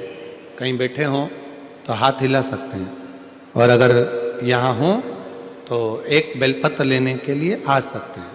मेरा नाम सागर इंगले है, कहीं बैठे आप ही हैं, आ जाइए एक बेलपत्र लेने। मैं पुणे का निवासी हूँ। बाबा, एक लोटा जल का वर्णन करें कि एक लोटा जल से कैसे सफलता मिलती है। गुरुदेव, अचानक मेरी तबीयत बहुत खराब हो गई थी और एडमिट करना पड़ा। बहुत सारी टेस्ट हुए। टेस्ट में गुरुजी मेरी मेरे हार्ट में खून की गांठ बताई गई। डॉक्टर बोले कि अगर गोलियों से खून की गांठ अगर नहीं गली तो हम आगे का ट्रीटमेंट बढ़ाएंगे। तभी आपकी कथा के बारे में मेरी बहन ने मुझे बताया। हम सीहोर भी गए, वहां रुद्राक्ष भी लिया और आपके कहे अनुसार हमने पिपलेश्वर महादेव के नाम से शिवजी को जल चढ़ाना प्रारंभ किया। और हर शनिवार को हम पीपल की वृक्ष का भी पिपलेश्वर महादेव के नाम से जल चढ़ाने लगे। बाबा की कृपा, रुद्राक्ष का जल पीना प्रारंभ करा और दूसरी बार फिर वापिस जाकर हमने डॉक्टर को टेस्ट कराया तो बाबा की कृपा ऐसी हुई कि गठान पूरी तरह से गल गई थी। डॉक्टर बोले कि आगे कोई ट्रीटमेंट की जरूरत नहीं है और ना ऑपरेशन की जरूरत है, आप पूर्ण तरह से स्वस्थ हैं। यह शिव की उदार। एक तुमरुका जी का नाम, कुंदकेश्वर महादेव का नाम, पिपलेश्वर महादेव का नाम, बटकेश्वर महादेव का नाम, ये नाम इतने प्रबल नाम है कि यदि गर्भ में, गर्भ बच्चादानी में या शरीर के किसी भी भाग में अगर मान लो गांठ पड़ भी जाती है और यदि आप कुंदकेश्वर महादेव का नाम लेकर या तुमरुकेश्वर महादेव का नाम लेकर या पिपलेश्वर महादेव का नाम लेकर जब आप बेलपत्र को नंदी के पास बैठकर खाना या जल पीना शिव जी का प्रारंभ करते हो तो धीरे धीरे धीरे धीरे वो गांठ अपने आप गलना प्रारंभ हो जाती है, अपने आप गलती। आ जाइए।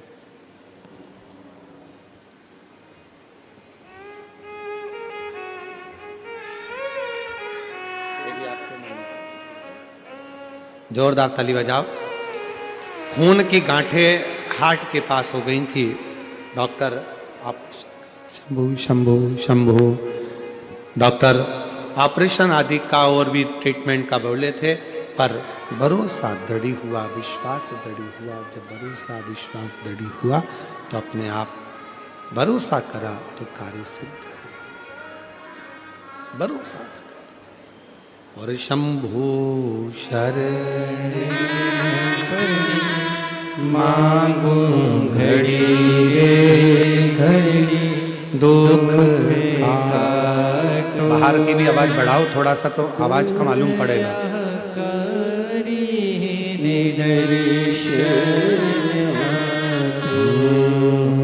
शंभु शरणे मांगू घड़ी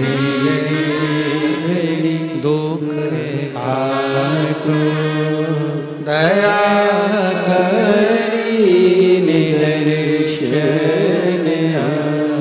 शिव कथा कर रही है। भगवान शंकर का पवित्र चरित्र करा। जो कार्य हम शिव को एक केंद्र मानकर करते हैं उसका फल मिलता जरूर। यदि शिव को केंद्र माना। एक पत्र और है, देखिए।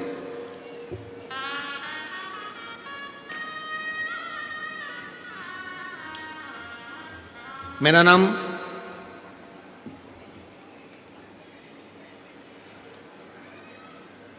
फड़ विठल राव साहेब है। मैं हकनाक वाड़ी, तहसील उदगीर, जिला लातूर, महाराष्ट्र से रहने वाली हूँ। कहीं बैठी हों तो हाथ हिला सकती हैं। मेरा नाम फड़ विठल राव साहेब है। हम हकनाक वाड़ी, तहसील उदगीर, जिला लातूर, महाराष्ट्र के रहने वाले हूँ। कहीं बैठी हों तो हाथ हिला सकती हैं और अगर बैठी हों तो एक बेलपत्र लेने के लिए आ सकती हैं। अगर कहीं बैठी हों तो हाथ हिलाइएगा। आप ही हैं, आ जाइए, एक बेलपत्र लेने के लिए आइए। गुरुदेव, मेरी बेटी फणदिया विट्ठल एमपीएससी की तैयारी पिछले 3-4 साल से कर रही थी। एमपीएससी की प्रीलिमिनरी परीक्षा मेरिट में हो रही थी, लेकिन ग्राउंड एग्जाम क्लियर नहीं हो पा रही थी। मेरी बेटी हिम्मत हारने लगी। तब मेरी बेटी जब नाराज हो गई, तब मैंने उससे कहा कि तू घबरा मती, अपन साथ कुबरेश्वर धाम चलते हैं। सीहोर जाकर बाबा से प्रार्थना कर कर, वहां का कंकर शंकर पूजन कर कर बेलपत्र रुद्राक्ष लेकर आते हैं। बाबा की ऐसी कृपा हुई गुरुदेव कि मेरी बेटी ने फिर एग्जाम दिया, और आज बाबा की ऐसी कृपा हुई कि मेरी बेटी बाबा की कृपा से मेरिट लिस्ट में आ गई, और बाबा की कृपा से पुलिस में सब इंस्पेक्टर के पद पर मेरी बेटी का सिलेक्शन हो गया। मैं बाबा को यहाँ धन्यवाद करने आई हूँ। मेरी बेटी का ज्वाइनिंग नासिक में हुए, बाबा की कृपा से मैं बेटी को प्रणाम कराने के लिए लाई हूँ, और शिव की कृपा से यहाँ आई हूँ। एक विश्वास, एक भरोसा, एक दृढ़ता जब आपके और हमारे हृदय में होती है, तो शिव करुणा क्यों ना करे, क्यों ना कृपा करे। भगवान शंकर कैसे करुणा ना करे। इसीलिए आप लोगों को कल भी कहा था कि ऐसे दयालु नाथ से रिश्ता बनाइए, ऐसे दयालु नाथ से रिश्ता बनाइए, मिलता रहेगा आपको जो कुछ भी चाहिए, मिलता रहेगा आपको जो कुछ भी चाहिए। मांगा है भोलेनाथ से वरदान एक ही, मांगा है भोलेनाथ से वरदान एक ही। तेरी कृपा बनी रहे जब तक है जिंदगी, तेरी दया बनी रहे जब तक है जिंदगी। मांगा है भोलेनाथ से वरदान एक ही, मांगा है भोलेनाथ से वरदान एक ही। शिव कृपा सागर है।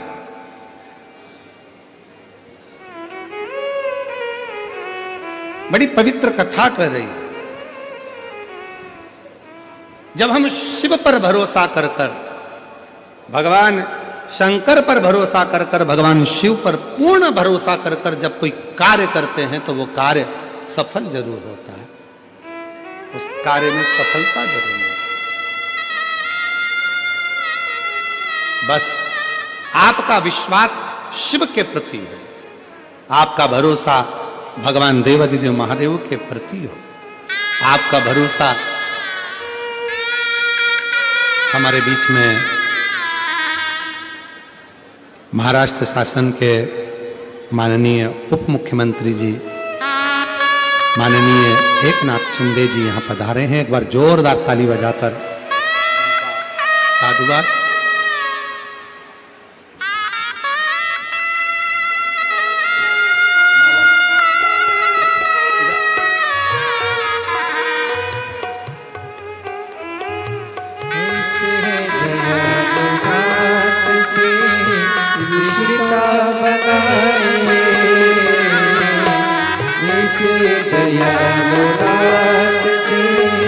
रिश्ता बनाए, मिलता रहेगा आपको जो कुछ भी चाहिए, मिलता रहेगा आपको जो कुछ भी चाहिए।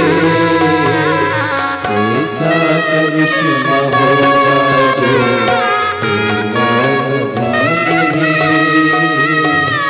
ऐसा करिश्मा होगा जो मांगा है भोलेनाथ से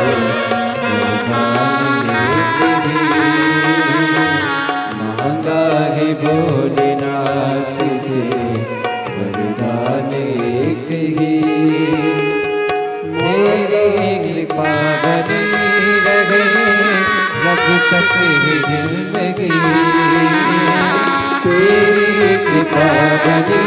बनी रहे जब तक है जिंदगी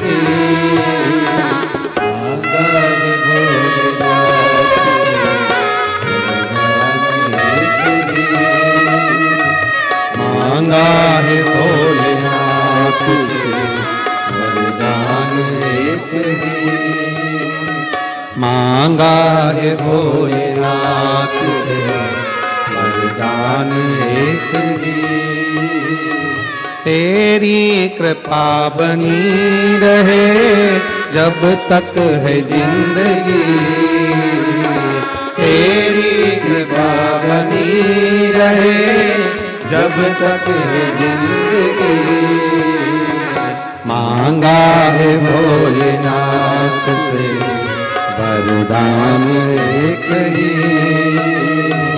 मांगा है भोलेनाथ से वरदान एक ही। बड़े जोरदार शंभू शंभू शंभू जोरदार ताली बजाकर स्वागत करिए माननीय उप मुख्यमंत्री महाराष्ट्र शासन माननीय एकनाथ शिंदे जी, जिन्होंने महाराष्ट्र शासन में जब आप बड़े आनंद के साथ मुख्यमंत्री पद पर विराजमान थे, उस समय पर गौ माता को राष्ट्र माता का दर्जा प्रदान केवल महाराष्ट्र शासन ने करा था। आपके एक कार्यकाल के अंतर्गत जोरदार ताली बजाकर उनके लिए स्वागत वंदन। एक ऐसे सनातनी जिन्होंने ऐसी पहल करी है, एक ऐसे सनातनी जिनकी वाणी में सिंह की गर्जना होती है, वीर शिवाजी महाराज, बाला साहब ठाकरे जी महाराज, जिनकी गर्जना सिंह की गर्जना की तरह, जिन्होंने पूरे ऐसा कोई प्रदेश नहीं है जहां पर गौ माता को राजमाता के रूप में पूजित किया जाता हो, पर महाराष्ट्र सरकार में आप अपनी कुर्सी का, अपने पद का, मर्यादा का ध्यान रखते हुए उन्होंने गौ माता को राजमाता घोषित किया। एक बार जोरदार ताली के साथ में उनके लिए बहुत बहुत साधुवाद। मैं निवेदन करूंगा माननीय शिव कथा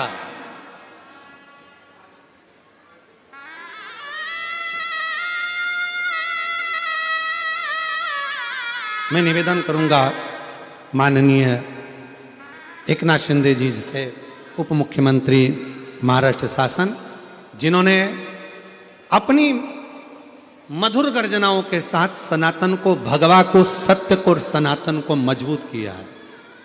गौ माता को राष्ट्रमाता जिन्होंने घोषित करवाया, ऐसी आनंदता के साथ में महाराष्ट्र सरकार के एक ऐसे हीरे, ऐसी गर्जना जिन्होंने संपूर्ण देश को एक प्रेरणा दी है और संपूर्ण सनातनियों को एक ऊर्जा दी है। जोरदार ताली के साथ में उनको आमंत्रित करता हूं, वो अपने सुमधुर शब्दों से आप और हमको लाभान्वित करेंगे। जोरदार ताली बजाएं एक बार, बहुत गर्जना के साथ।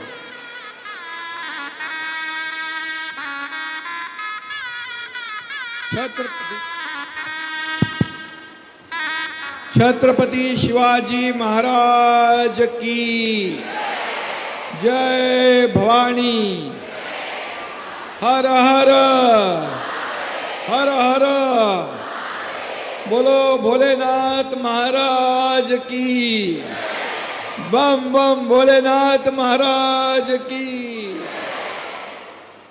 महादेव के चरणों में मैं साष्टांग नमन करता हूं और भागवत भूषण परम पूज्य पंडित प्रदीप जी मिश्रा जी के चरणों में भी साष्टांग नमन करता हूं।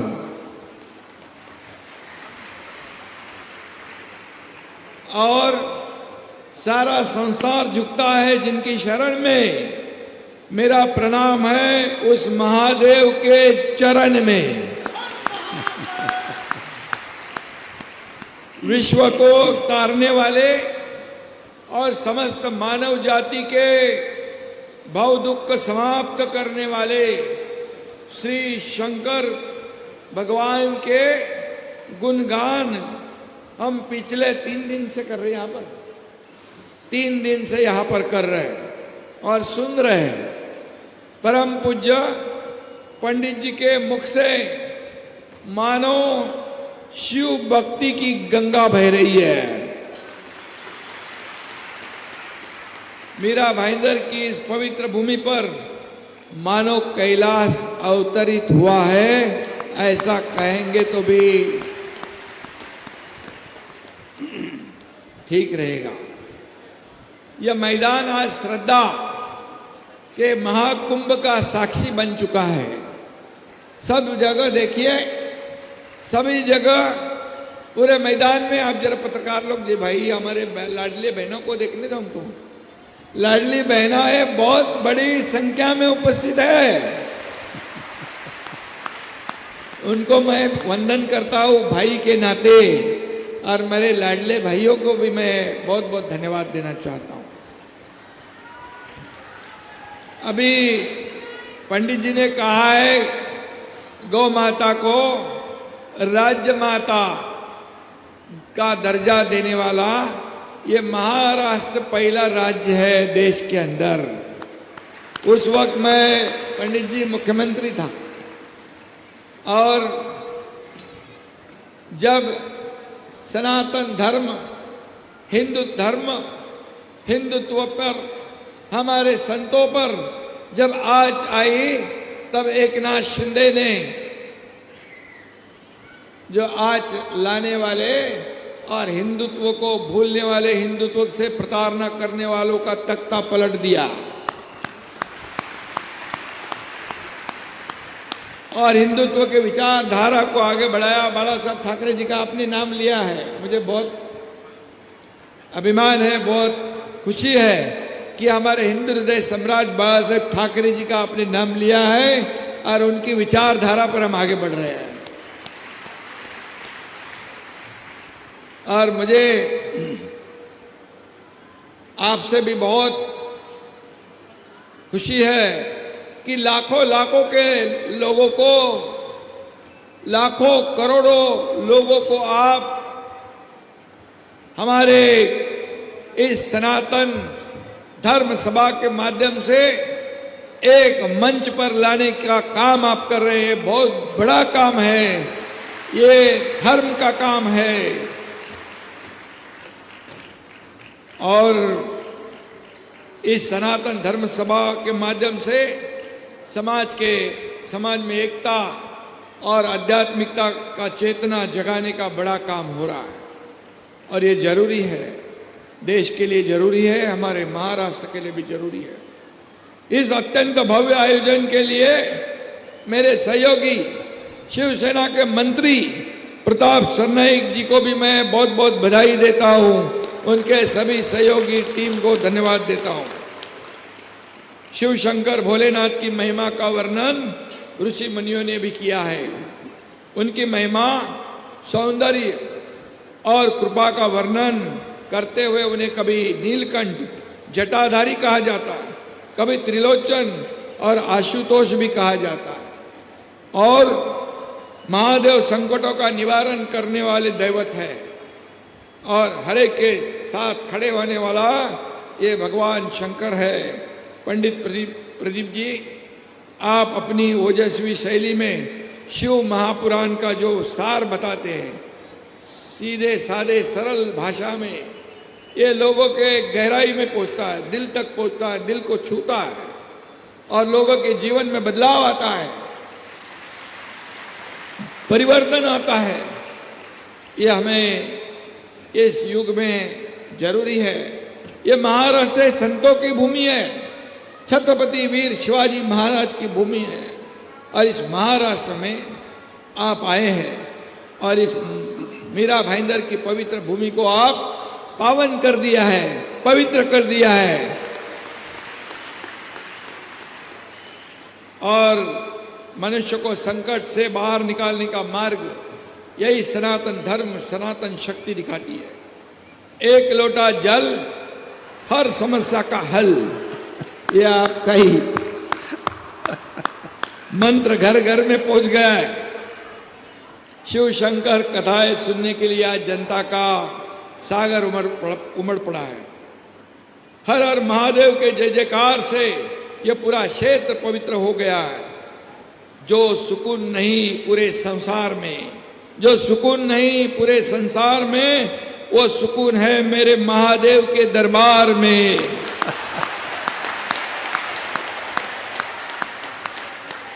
देवों के देव महादेव अपने भक्तों के सभी कष्ट हरते हैं, कष्ट दूर करते हैं और उन्हें सुख शांति प्रदान करते हैं।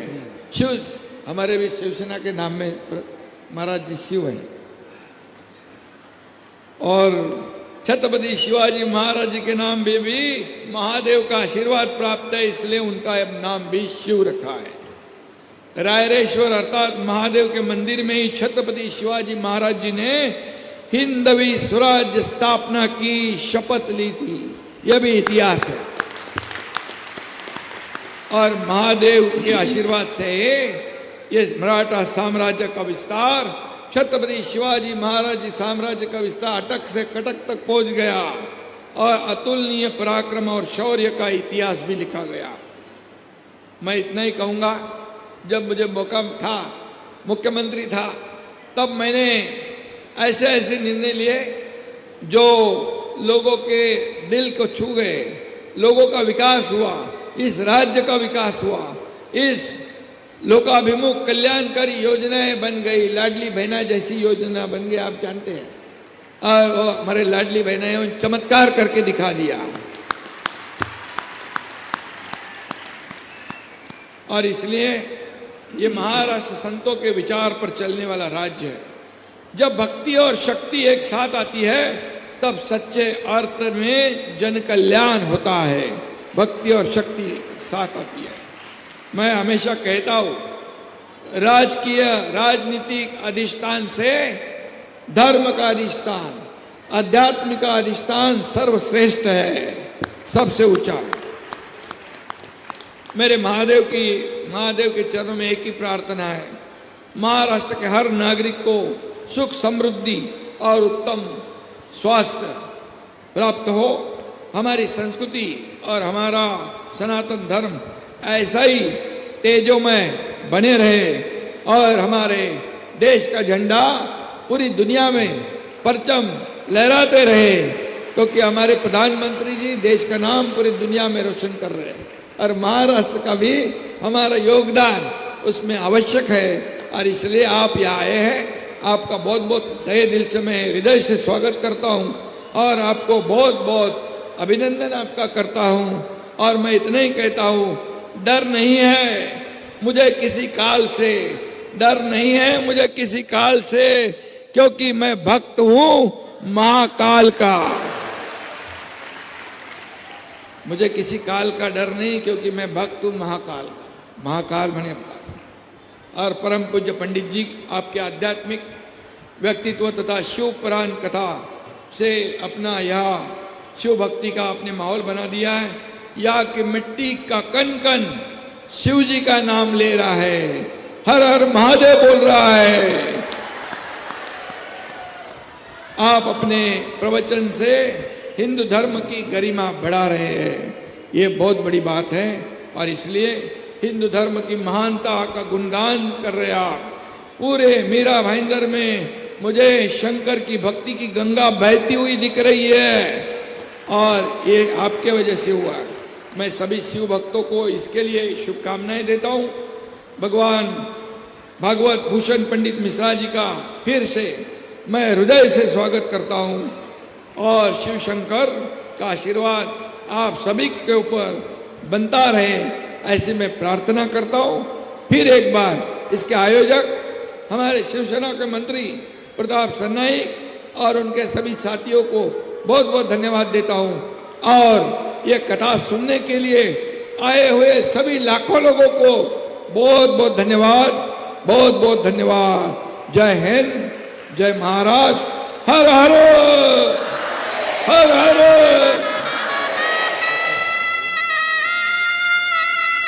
बहुत बहुत साधुवाद माननीय उप मुख्यमंत्री श्री एकनाथ शिंदे जी। आपके मुख से एक लोटा जल सारी समस्या का हल इतना अच्छा लग रहा था कि हमको लग रहा था कि पार्वती जी और शिव जी भी सुनकर बड़े प्रसन्न हो रहे होंगे। एक बार जोरदार ताली बजाएं। बहुत बहुत साधुवाद जिन्होंने इतना सुंदर व्याख्यान महाराष्ट्र शासन को, महाराष्ट्र की बेटियों को, बहनों को जो एक ऊर्जा आपके माध्यम से मिली है। जब आप मुख्यमंत्री पद पर विराजमान थे और कई मुद्दे महाराष्ट्र के उठते थे और वो जब सामने आते थे तो पूरा राष्ट्र उन मुद्दों पर ध्यान देता था। और माननीय शिंदे जी एक एक मुद्दे पर बड़ी सुचारू रूप से कार्य करते हैं और बड़ा सुचारू रूप से कार्य करते रहे और हर मुद्दे को उन्होंने सुलझाया। ऐसी कई योजनाएं आप लेकर आए जो कि बेटियों को, बहनों को, माताओं को, भाइयों को उसका लाभ मिले। और आज भी महाराष्ट्र पूरा जब आपको देखता है तो लगता है कि स्वयं बाला साहब ठाकरे जी की ही वाणी सामने आकर प्रकट होकर कह रही है। ये एक ऊर्जा आपके भीतर, बड़े भाव से आप शिव पुराण की कथा में आए। मैं बहुत बहुत साधुवाद देता हूँ इस व्यासपीठ के माध्यम से कि आपके अंदर ये ऊर्जा हमेशा रहे और आप ऐसे ही सनातन के शेर बनकर धाड़ते रहें और भगवा को लहराते रहें और पूरे जीवन को आनंद बनाते रहें। शिव महापुराण भगवान शिव की पवित्र कथा का लाभ आप और हम ले रहे हैं।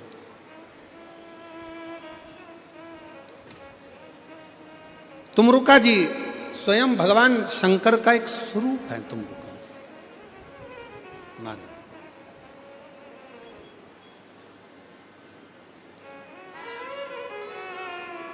और जब तुमरुका जी ने शिव महापुराण की कथा का वाचन करना प्रारंभ किया तो एक बड़ा सुंदर प्रसंग आता है कि आप भगवान देवादिदेव महादेव के पास में भले आप बचपन में ना जा पाए, जवानी में ना जा पाए, अधेड़ी में ना जा पाए, पर बुढ़ापे में शिव की आराधना, साधना बहुत जरूरी है।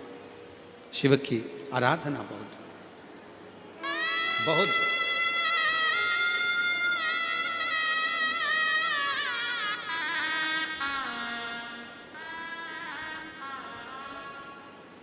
शिव की